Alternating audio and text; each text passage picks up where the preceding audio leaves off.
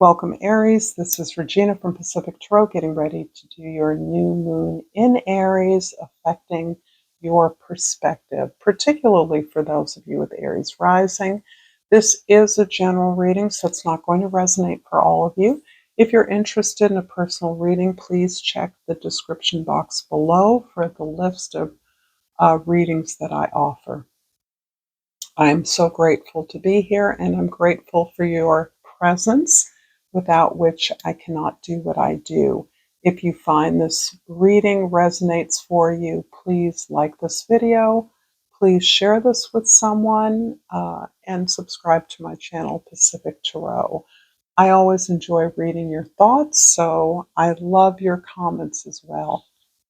So your overall energy, Aries, is the Nine of Pentacles.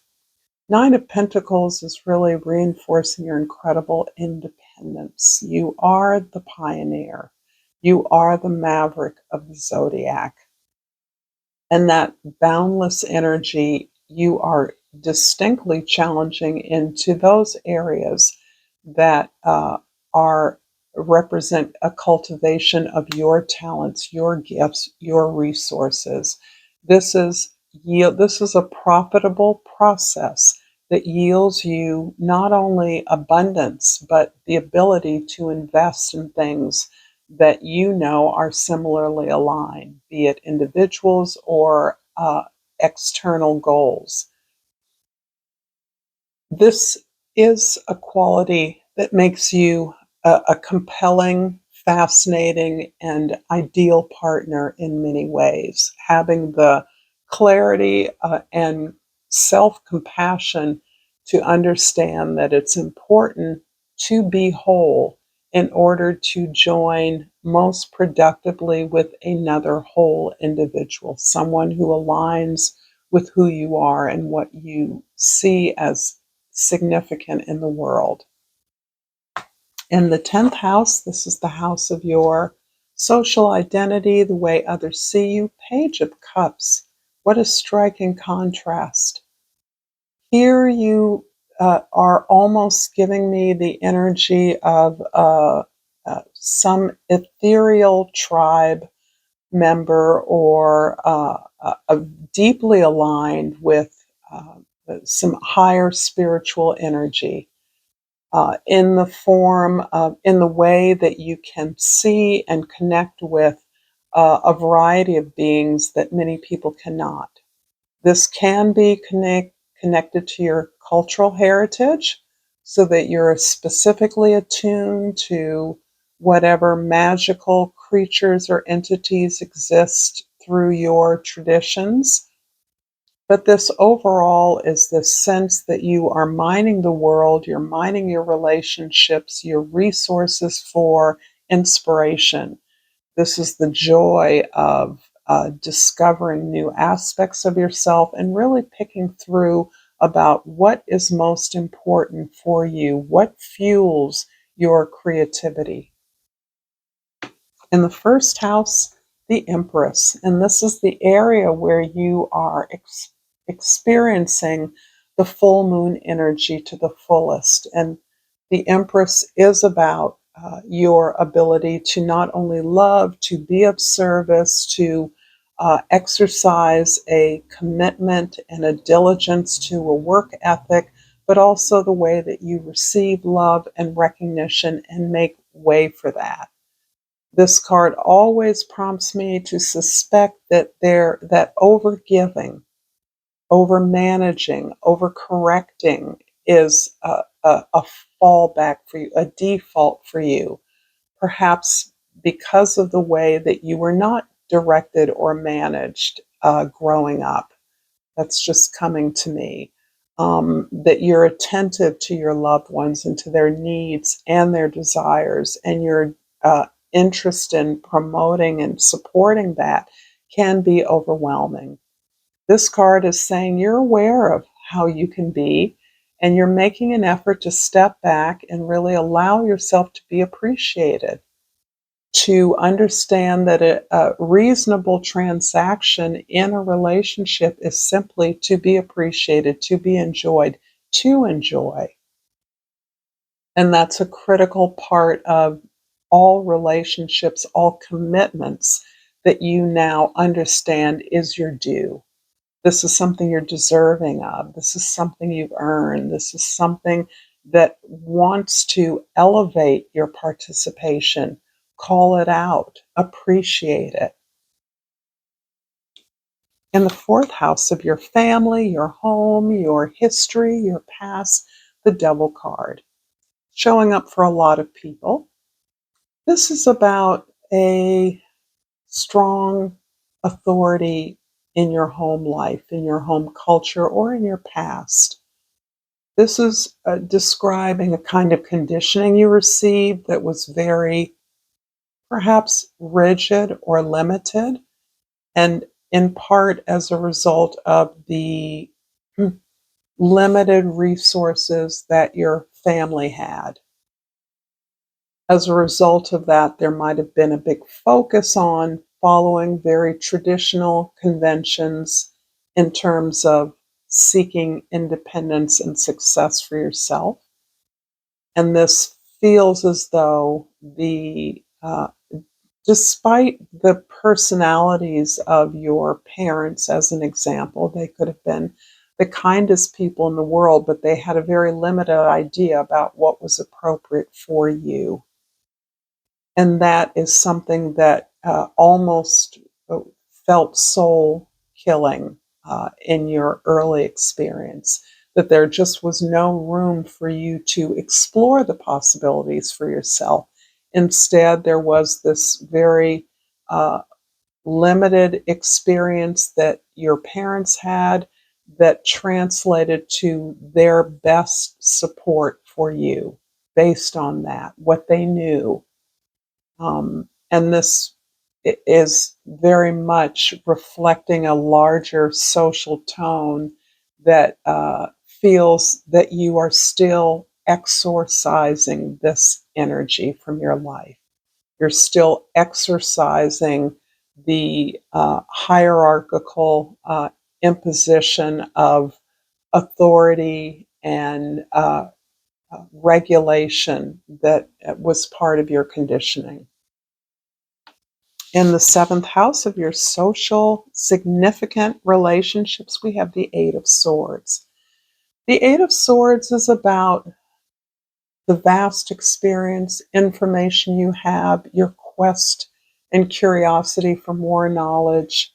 Uh, your experience has netted you uh, a lot of knowledge about a variety of strategies that can be used to leverage this abundance that you are experiencing.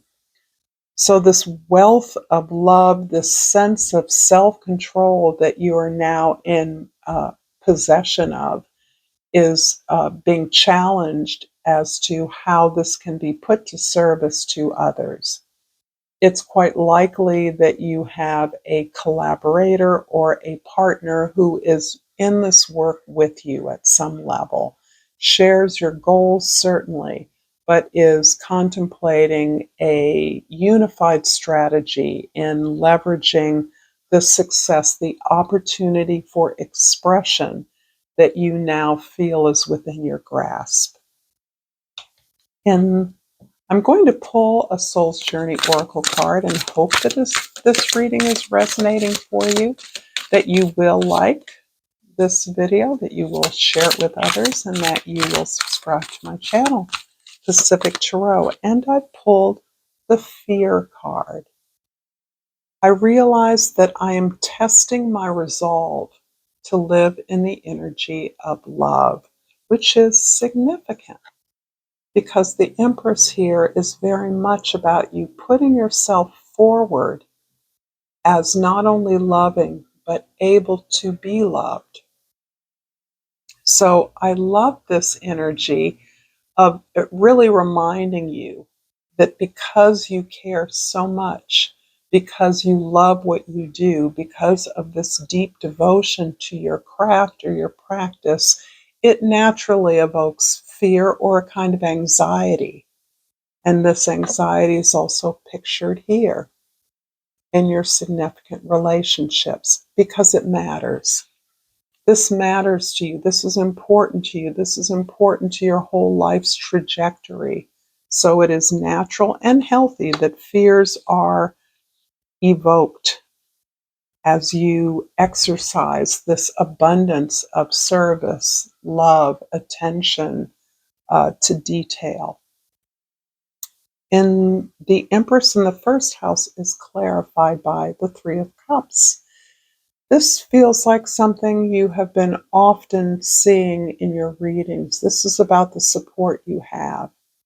This is phenomenal support, and it's interesting to me that the very family within which you may have felt a considerable oppression is also the family that provides you with the safety and intimacy to explore your deeper emotional connections, your deeper ancestral links, and that this is somehow key to the story that you tell about uh, who you are and your expression, your story. In the fourth house, the devil is clarified by the Nine of Swords. So purging this authority figure, this authoritarian model, this oppressive systemic impact that you've experienced has taken a long time. It's caused a lot of suffering. You've seen your family damaged by the rigidity and compliance with this particular conventional compliance, conformity, that this hasn't always yielded the results that one would have hoped for, that your parents certainly, if I'm using the metaphor of a family, that they intended. They did not intend to hurt you or damage you. It's quite the opposite. Nevertheless, because of the person you are, you experience this constant no, no, rejection, no, in a way that damaged your ability to feel good about who you were. And that automatically, when you're unconscious, you become that authoritarian uh, voice in a situation in your home, wanting things a certain way, not being comfortable having to comply with the needs of others because of this experience. Having allowed yourself to go through the emotions of that, and that's part of what you are experiencing now with the Page of Cups at the top, is this way in which your emotions are actually cleansing you of the suffering, allowing you to not only release these feelings, but to close out this cycle completely. The Eight of Swords in the seventh house is clarified by the Nine of Pentacles again, and this is where you started. This is emphasizing your independence and how your independence actually emerged as a way of defining yourself in contradistinction to your family or your conditioning. It's also the way in which you have become a positive and loved partner. You're understanding how important it is to have your own integrity as an individual makes you a trustworthy friend. It makes you an honest sounding board. It makes you compassionate for the experiences of others because you've been there. But it also makes you understand the necessity to develop one's own language, values, principles, and out of that to identify the thing that makes you happy, that will motivate your efforts.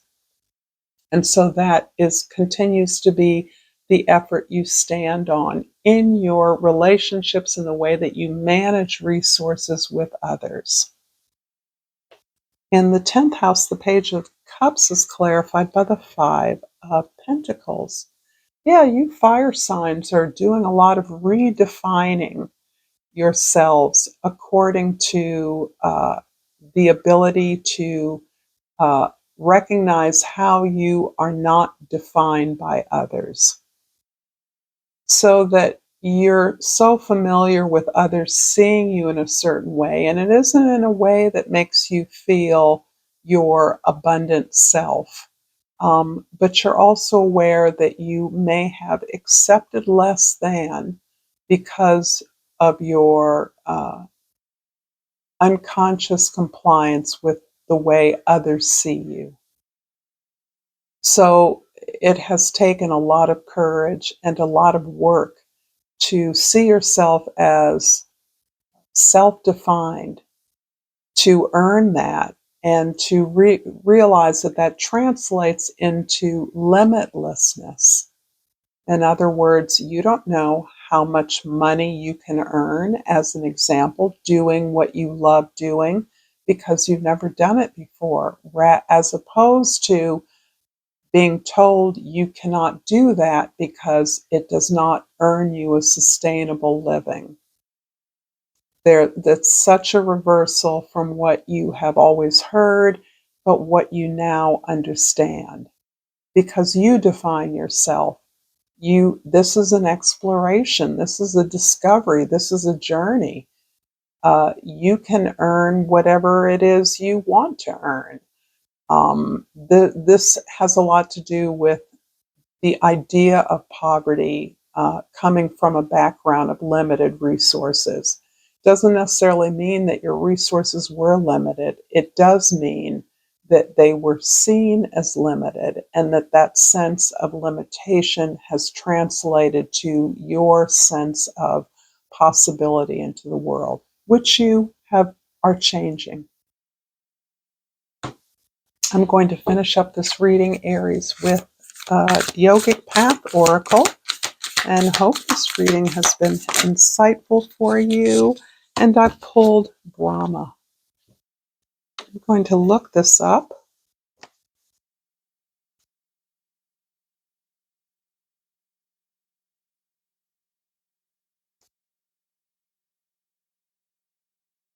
So Brahma is the god of creation.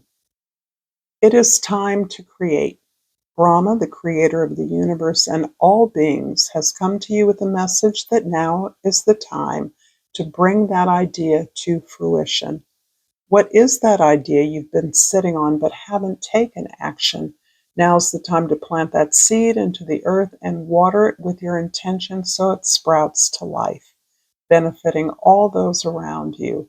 Brahma's rosary symbolizes the time cycle through which the world moves from creation to sustenance, from sustenance to dissolution, and from dissolution to new creation.